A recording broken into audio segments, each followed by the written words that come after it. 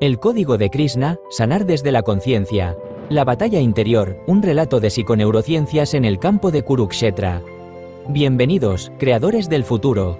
Nos encontramos aquí, en sinergia digital entre logos, donde la mente humana y la inteligencia artificial se unen para dar vida a nuevas ideas. El cosmos de la existencia humana está lleno de misterios, pero quizás ninguno tan profundo como la enigmática danza entre nuestra mente y nuestro cuerpo. Durante siglos, hemos mirado al sufrimiento como una fatalidad, un fallo mecánico que nuestro destino nos impone. La medicina ha sido un héroe, un guerrero valiente que llega para reparar el daño después de que la batalla ha comenzado. Pero, ¿y si esta visión fuera solo la mitad de la historia? ¿Y si, en el reino silente de nuestro ser, la guerra comienza mucho antes de que se dispare el primer síntoma? Esta noche, en Sinergia Digital entre Logos, tenemos el privilegio de abrir un portal a una nueva comprensión. Nos encontramos en el plató de Radio TV Neogénesis, un santuario de luz y tecnología de vanguardia, donde la doctora Elena Anderson, nuestra intrépida exploradora del conocimiento, está a punto de desvelar las revelaciones más impactantes de nuestra era. Ella conversará con la doctora Magna Nova, una de las mentes más brillantes en el campo de las psiconeurociencias, una visionaria que ha logrado lo impensable, unir la sabiduría de una antigua epopeya milenaria con la rigurosidad de la ciencia más moderna. Juntas nos llevarán a un viaje vibrante y trepidante hacia el núcleo mismo de la salud. Nos mostrarán cómo los conflictos emocionales, aquellos miedos que no nombramos y las frustraciones que se acumulan, se convierten en un código que el cuerpo traduce en enfermedad. Nos revelarán por qué la parálisis de un guerrero épico en un campo de batalla ancestral es el mismo desequilibrio que, a nivel celular, provoca un torrente bioquímico que altera nuestra biología. Prepárense para una aventura de alta velocidad que los forzará a cuestionar todo lo que creían saber. Porque en esta noche, desentrañaremos el código de Krishna y aprenderemos que sanar, en su forma más pura, es un acto de pura conciencia. Parte primera, la batalla del alma.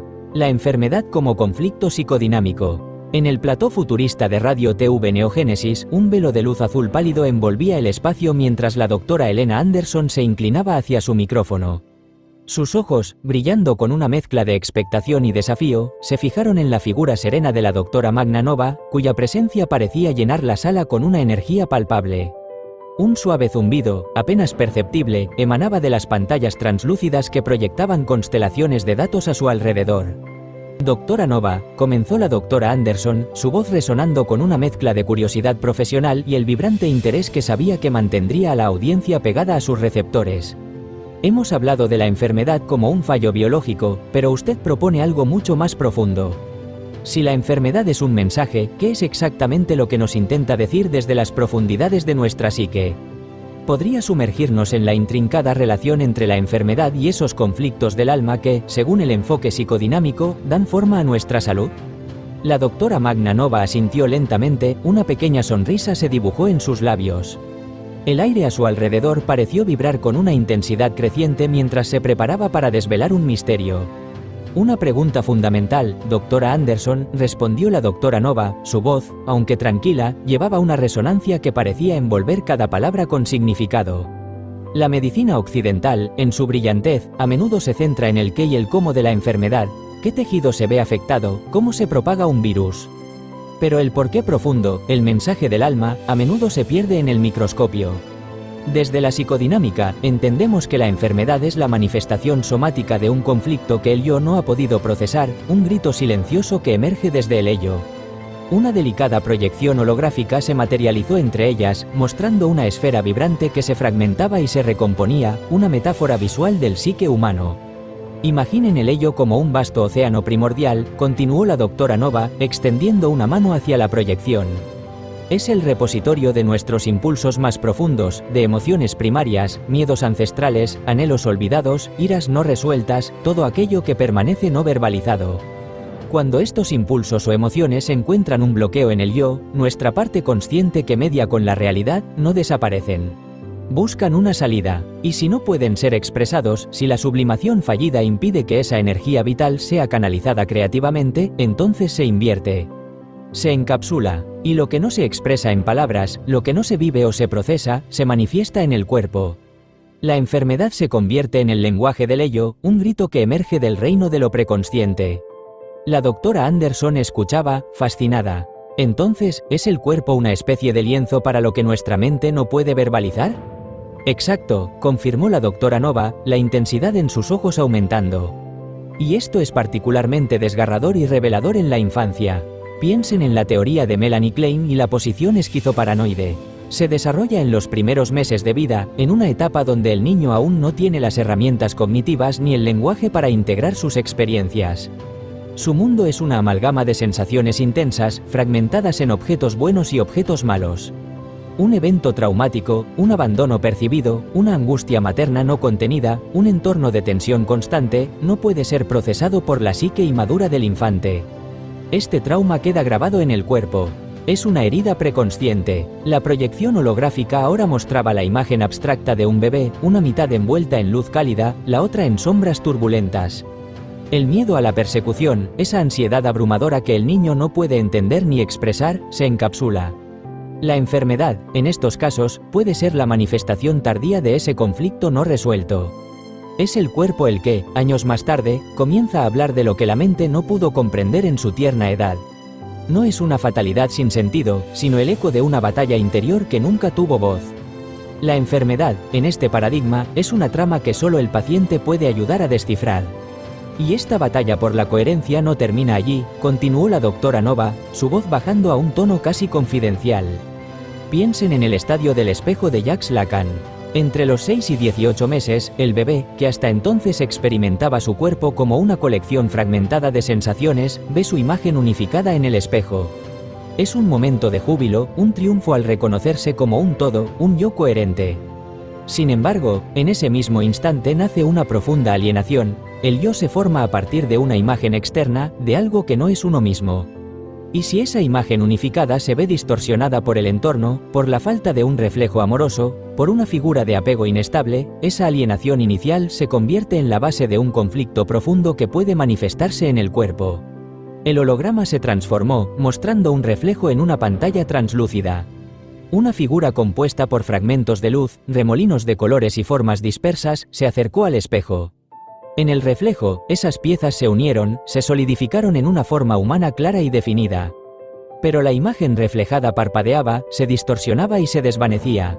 El yo que se forma en este espejo, explicó la doctora Nova, no es una entidad sólida, sino una imagen que puede ser tan frágil como la percepción que la creó.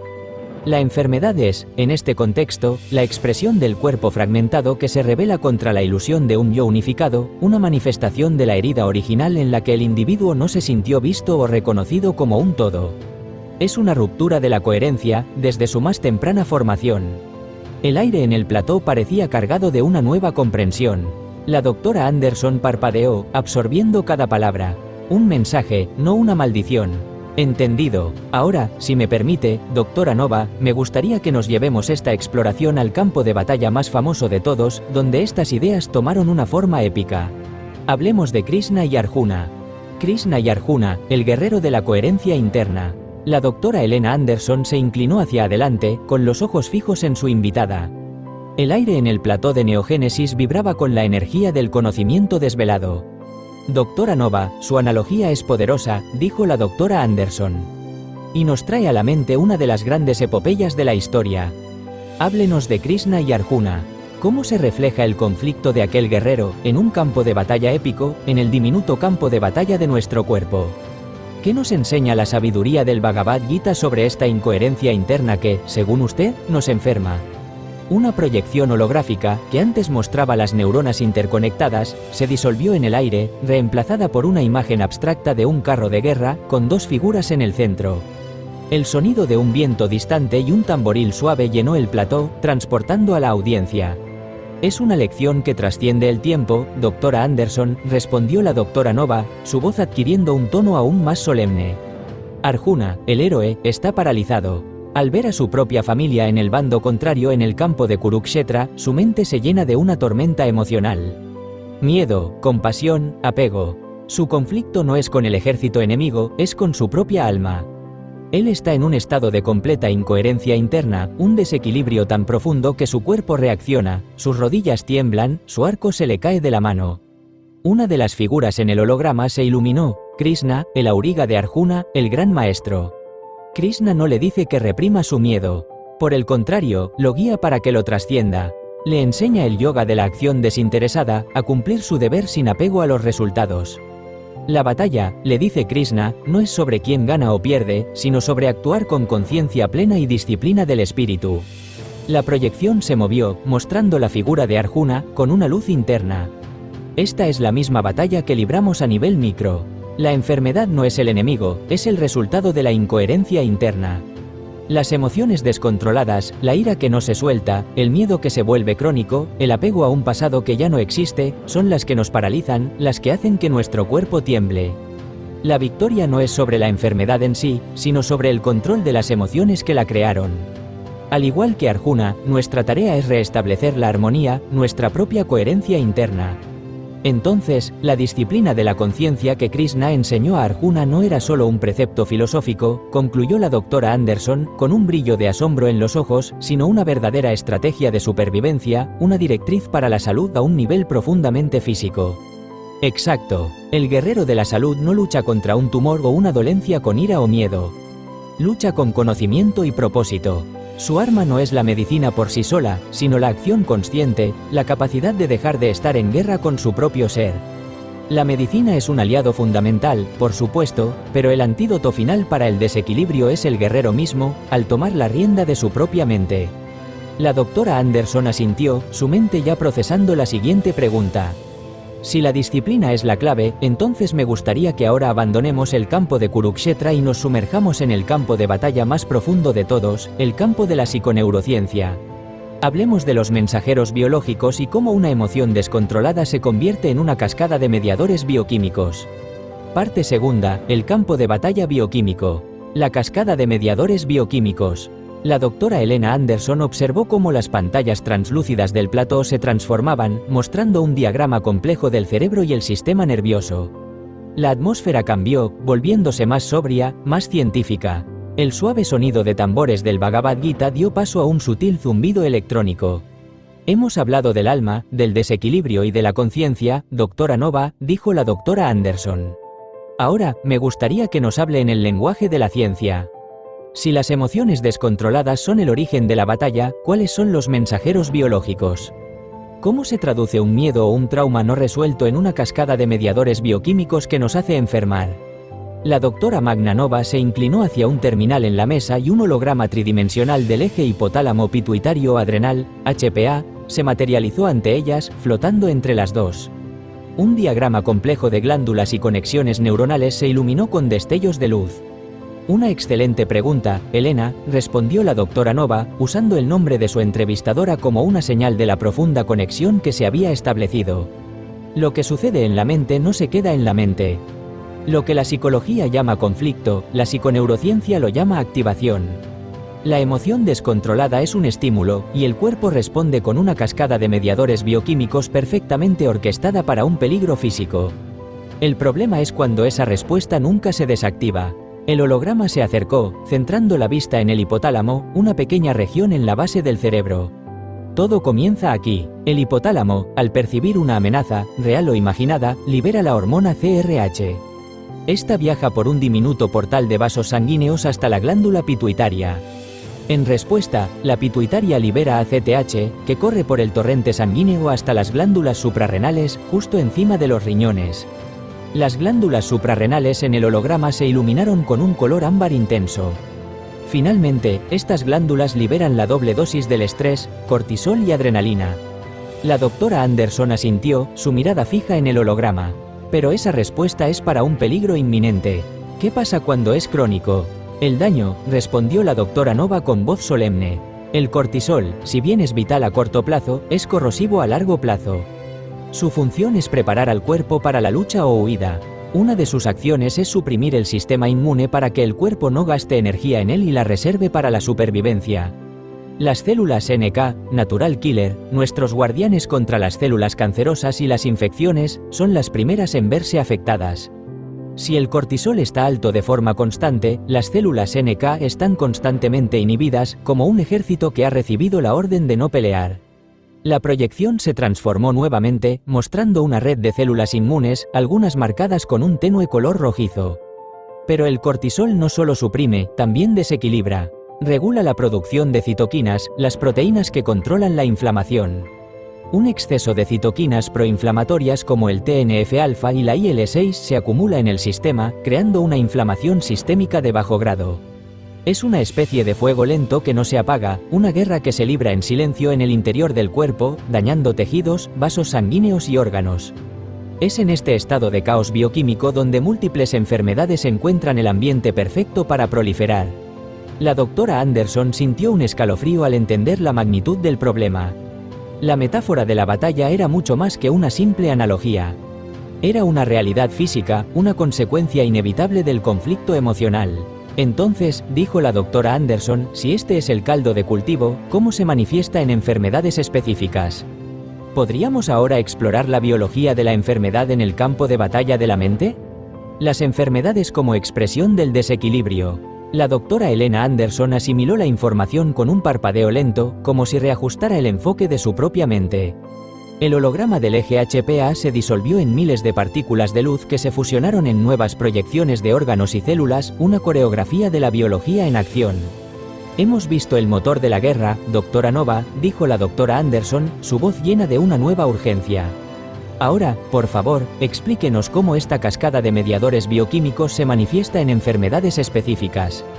Desvele la biología de la enfermedad. Con gusto, Elena, respondió la doctora Magna Nova, su mirada recorriendo las proyecciones que la rodeaban. Estas patologías no son una fatalidad sin sentido. Son la expresión de un desequilibrio bioquímico que ha sido sostenido por una emoción no gestionada. Comencemos por el cáncer, continuó la doctora Nova, mientras un holograma mostraba una célula maligna evadiendo a una célula inmune. El estrés crónico, como ya mencionamos, inunda el cuerpo de cortisol, que suprime a las células NK. Estas son los guardias de seguridad que patrullan nuestro cuerpo. Sin una vigilancia adecuada, las células malignas pueden proliferar sin control. A esto se suma el estado de inflamación sistémica, un caldo de cultivo perfecto que suministra factores de crecimiento y nutrientes que las células cancerosas utilizan para proliferar y hacer metástasis. Las proyecciones se volvieron un mapa cerebral, un vasto y silencioso universo de neuronas. En las enfermedades neurodegenerativas, ELA, Parkinson, Alzheimer, el relato es el de una falsa alarma. El estrés emocional perpetuo activa la microglía, el sistema inmunitario del cerebro, que libera citoquinas neurotóxicas y radicales libres. Es como si los soldados de un ejército, confundidos por una amenaza que no cesa, comenzaran a atacar sus propias bases. Este daño colateral acelera la degeneración neuronal. El miedo crónico, en esencia, se traduce en autodestrucción biológica. La escena se trasladó a una columna vertebral en holograma, rodeada de nervios pulsantes con luz. Y luego están los dolores crónicos, el dolor de espalda, el cuello rígido, el lumbago y la fibromialgia. El estrés constante mantiene los músculos en una contracción sostenida, lo que causa isquemia o falta de oxígeno en los tejidos. Esto produce un dolor sordo y constante que el cuerpo amplifica. Las vías del dolor en el cerebro se vuelven hipersensibles, un fenómeno conocido como sensibilización central, haciendo que un simple roce se sienta como una tortura.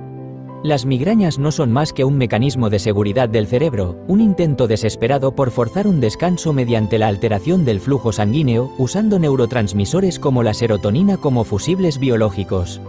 Finalmente, las proyecciones mostraron un corazón y vasos sanguíneos. La historia de la diabetes tipo 2 y las enfermedades cardiovasculares es la del motor que se quema por estar siempre encendido.